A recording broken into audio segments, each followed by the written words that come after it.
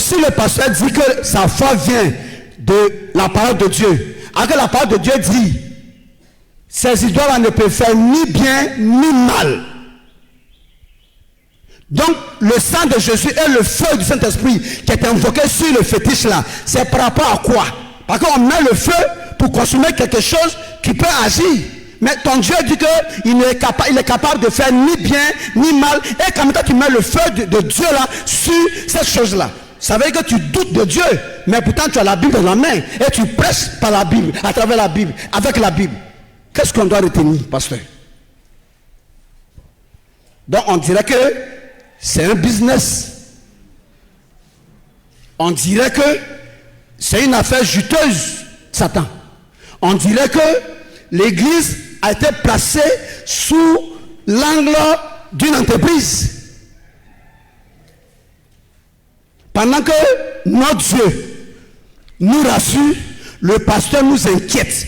Au point où à la fin d'année, il faut qu'on gêne pendant les 30 jours là, ou alors de veiller chaque vendredi jusqu'à ce que l'année finisse. Sinon, c'est pas sûr que ayant Dieu avec nous, ou bien quand je vis, ce n'est plus moi qui vis, Christ qui vit en moi là. Mais si je n'ai pas jamais fait offrande à la fin de l'année, c'est pas sûr que j'ai traversé décembre ou janvier. Pendant que les musulmans, les animistes, les païens, qui n'ont même pas mis les pieds dans la maison de Jésus pour accepter le Christ là, et ils traversent l'année là avec les moustiques, avec les agoutis, avec les écureuils. Tout le monde traverse sauf les chrétiens.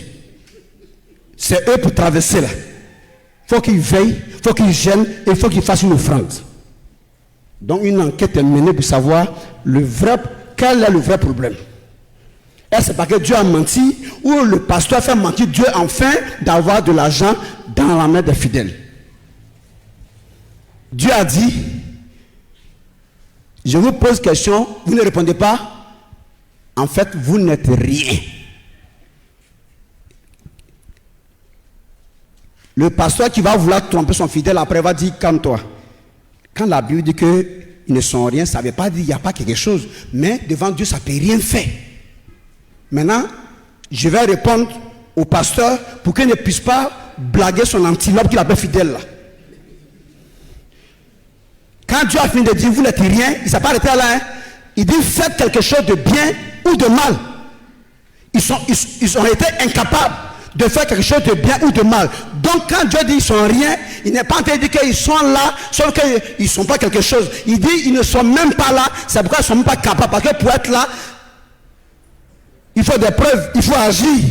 Car même la foi, sans les œuvres, elle est morte.